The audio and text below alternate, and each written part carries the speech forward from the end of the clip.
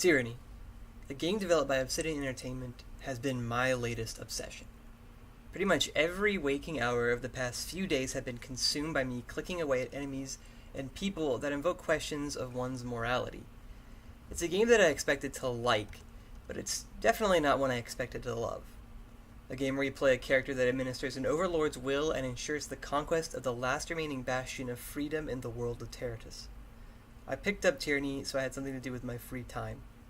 I recently broke my collarbone, and so I was unable to work, and in many cases unable to leave home. I wanted to sit down and just play a game that could give me a chance to blow countless hours in exploring a world of rich lore and addicting gameplay, and to an extent, Tyranny gave me just that, along with a whole lot more.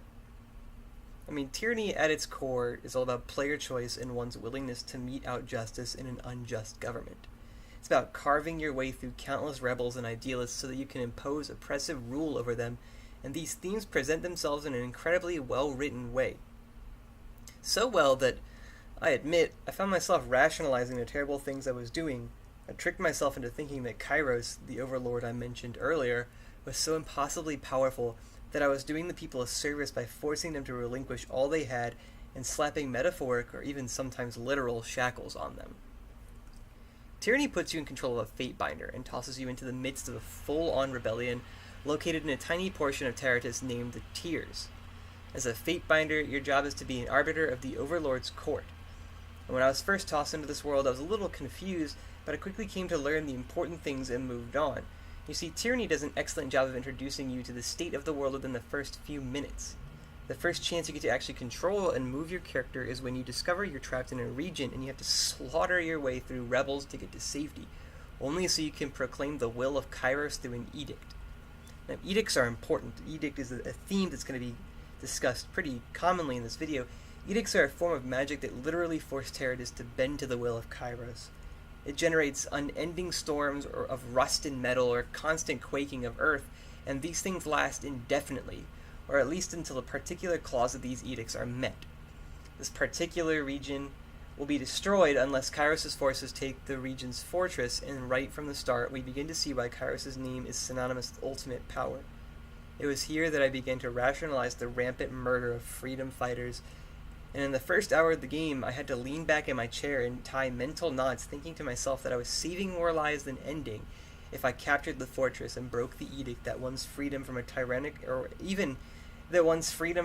tyrannical ruler was less valuable than their life. Only when I actually broke the edict did I realize that I had done this rationalizing, and in a strange way I found myself really loving it. It's a realization that intrigued me. Perhaps more importantly for my gaming experience, it made me fall in love with Kyros' Peace. Kyros' Peace is defined within Kyros' law as, all who bow to me shall be under my aegis. Loyalty is freedom from hunger, hostility, and hopelessness.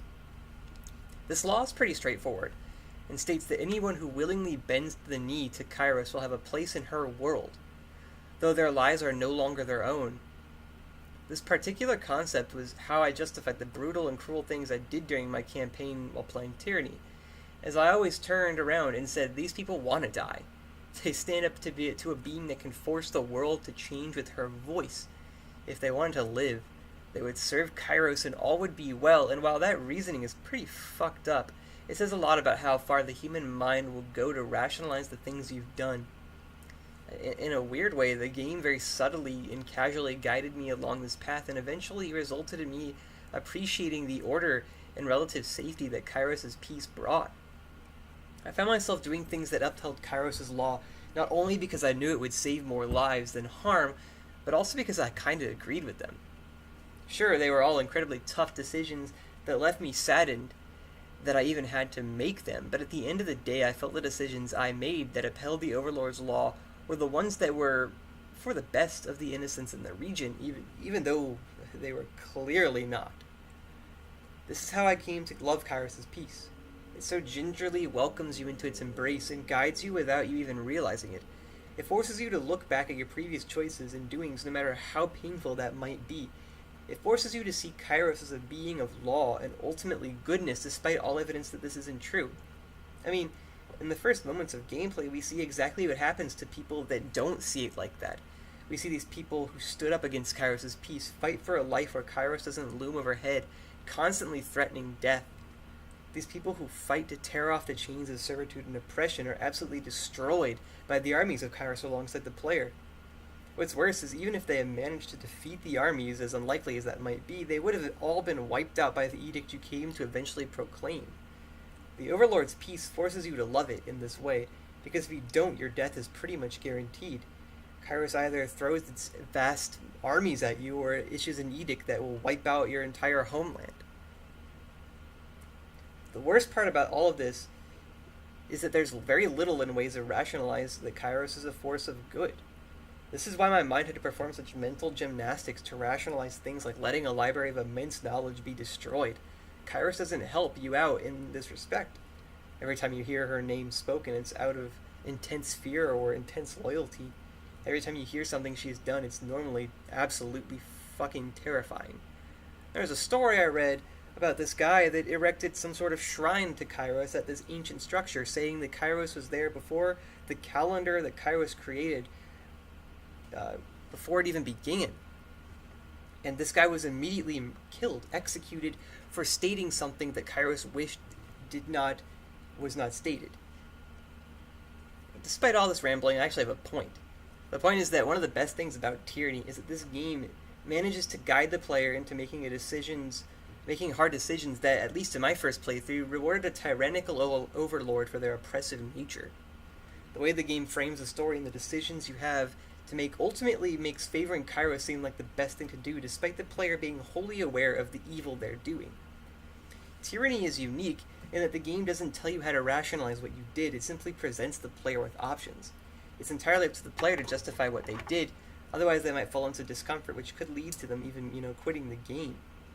The genius of Tyranny is within its writing and its ability to change something that would be incredibly uncomfortable without the player's choice to something the player actively did, and allowing their justification to be easier thanks to the concept of Kyros' law. Though this video isn't necessarily a review, I give Tyranny my highest praises and urge everyone who enjoys story-driven isometric RPGs to give it a shot. If you have already, please let me know how you felt about it in the comment section below. If you think I'm full of shit, let me know in the comment section below. If you enjoyed the video, like it. If you didn't enjoy it, dislike it. I wanted to do a little shorter video and just kind of go on and ramble about how I felt about this game, and really just kind of discuss the crazy thing about it, the thing that I appreciated most, Kyros' peace. This idea that this overlord could loom over people and be a good thing despite you very well seeing it's not. So, thanks for watching, guys. Cheers.